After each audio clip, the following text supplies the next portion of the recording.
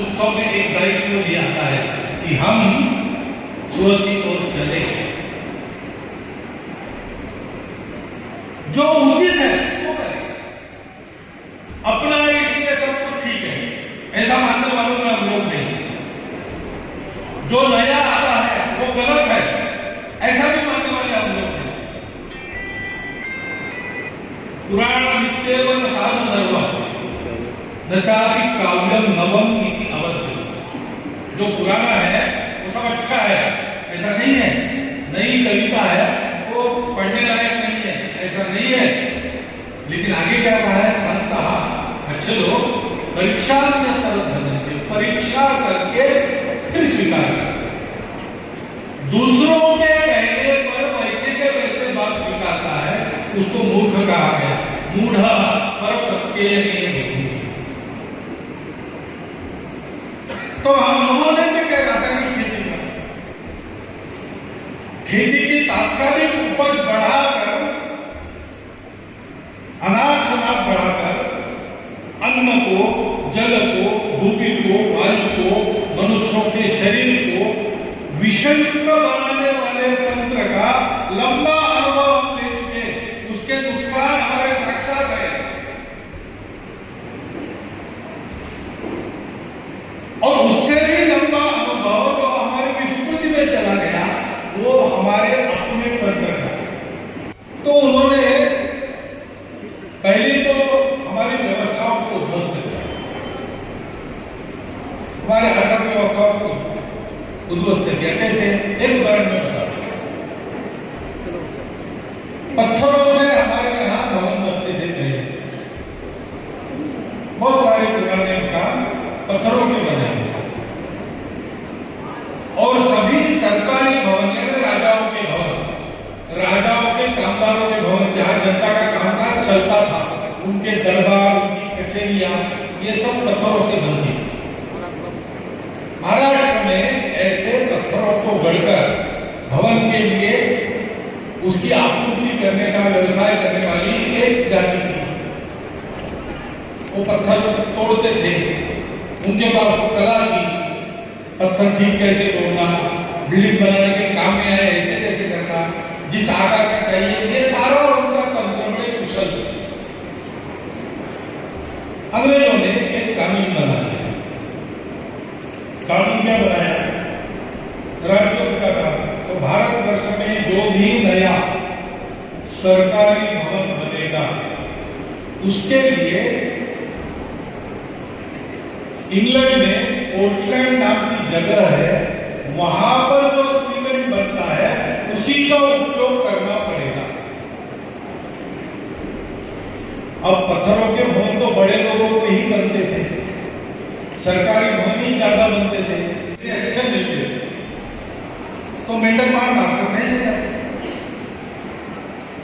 तो विनोबा जी ने ऐसा कह दिया, किसानों को समझ नहीं आ रहा, हम बता रहे हैं गेहूं पर कीड़ा पड़ा है और आप मेंढक की बात कर रहे हैं। लेकिन थोड़ा क्योंकि खेती में थे तो निरीक्षण तो था ही, थोड़ा विचार करने को ध्यान में आया कि जो कीड़ा उस बीमारी को गेहूं पर लाता है उसको मेंढक खाता है। मेंढक ज्यादा हो गया तो उसको सांप खाता है, सांप ज्यादा हो गए तो उसको मोर खाता है। अपने खेती में ये तीनों में वो चौथा कीड़ा भी है।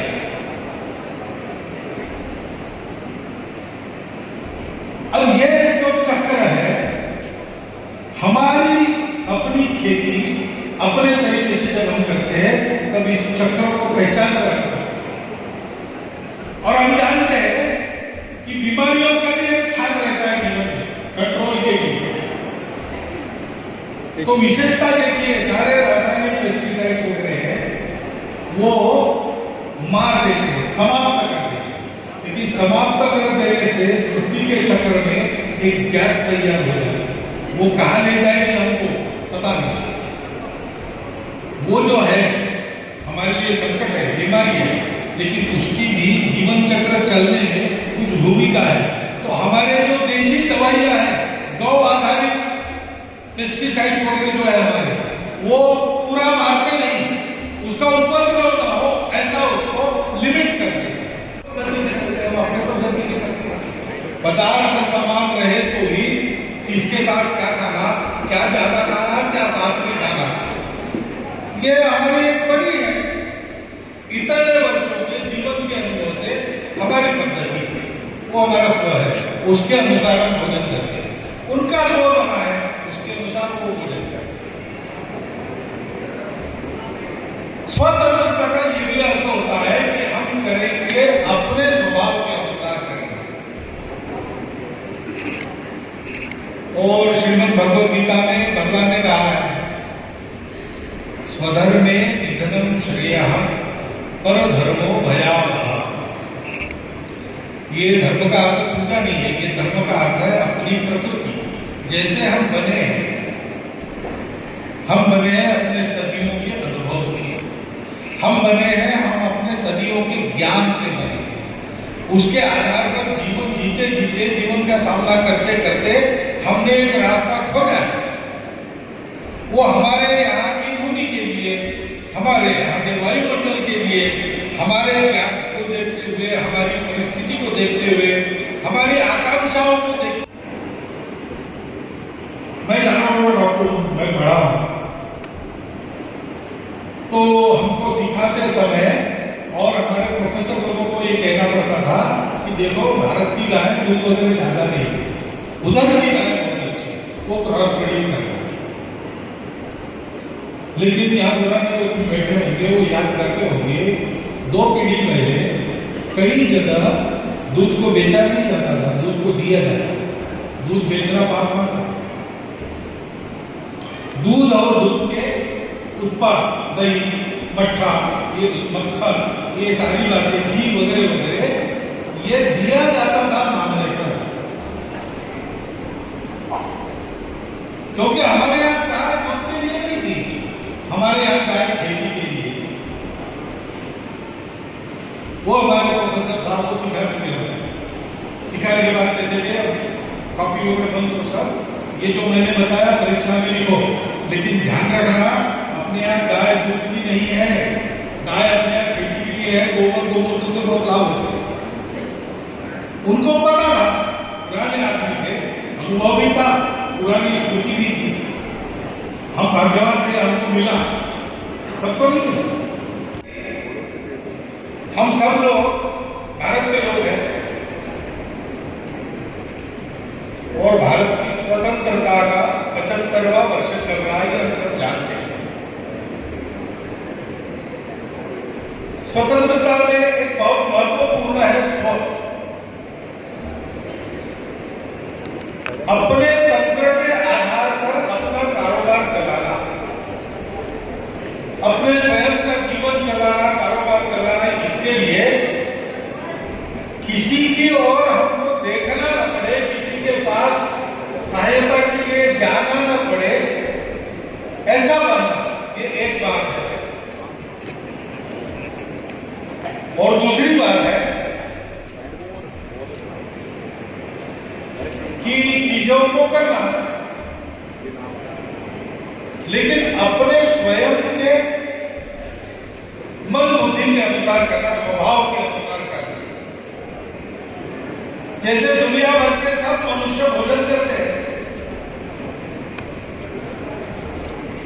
लेकिन हम देखेंगे पश्चिम के देश है या अन्य भारत के बाहर के बहुत सारे देश हैं, अपनी जो देशी गाय है वो वहां नहीं,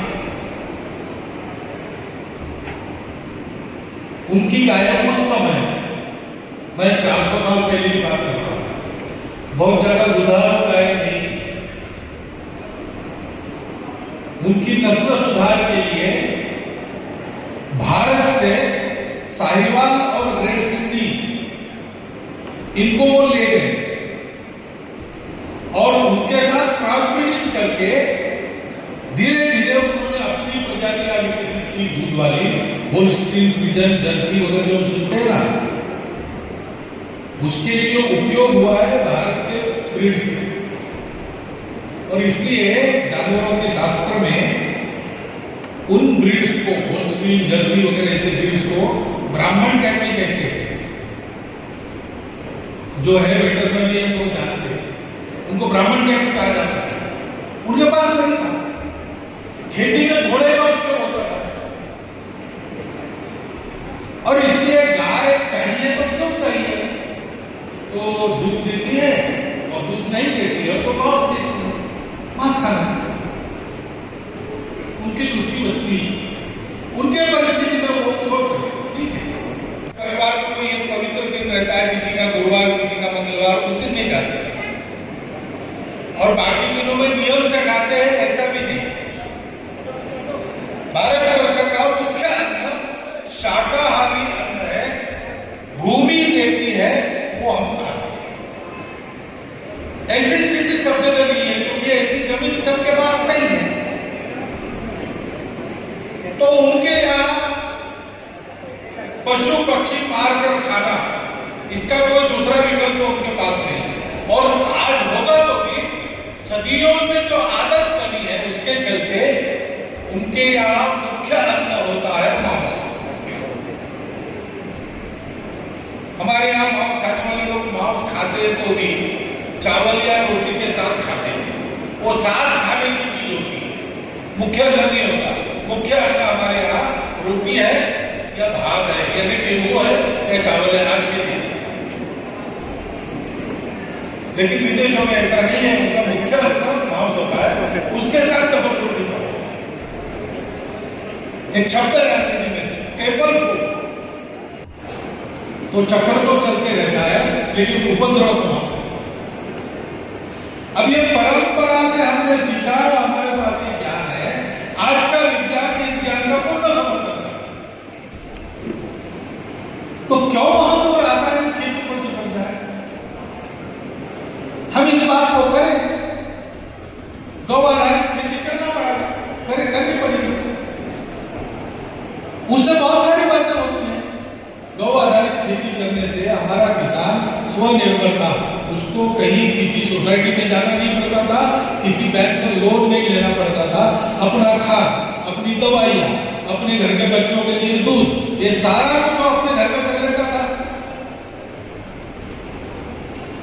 खेत को जोतने के लिए बैल भी वहीं से मिल जाता, और इसलिए लागत एकदम कम हो जाती थी। वर्षा पर निर्भर था, लेकिन वर्षा के जल को कैसे भंडारण करना, कहां से कहां लाना, नदियों में कुछ बांध तो पहले से बने थे, लेकिन बड़े बड़े बहुत बांध नहीं थे। तो नदियों के पानी के बहाव को पहचान कर उसको अपने खेती में बिना बांधे कैसे छोड़ना। कई जगह ऐसी बाउंड्रियां बनी है जहां पर गेट लगे थे, नदी से सटी हुई थी, और वहां से ये काम होता था। आज भी देखने को मिलता है। घास फूस के बने सब प्रकार के बहुतों में रहता था, लेकिन पत्थरों का उपयोग कम होता था। ये कानून बना, और एक रात में उस समय की जनसंख्या में महाराष्ट्र के 30,000 परिवार बेरोजगार हुए, क्योंकि उनका व्यवसाय चला गया, उनके पत्थरों की अब जरूरत नहीं है, पोर्टलैंड में कायदा। और उन्होंने थोड़ी सी आवाज उठाई तो उनको अपराधी जमात करार कर दिया गया। ऐसे हमारे लोगों ने रोजगार उन्होंने छीने, उनको जबरदस्ती इंग्लैंड के कायदे के रोजगार करने पर मजबूर किया गया। चंपारण में जो गांधी जी के नेतृत्व में पहला आंदोलन चला नील वाला, वो इसी से निकला था। खेती तो वहां धान की थी, लेकिन अंग्रेजों के लिए वहां नील उत्पादन करने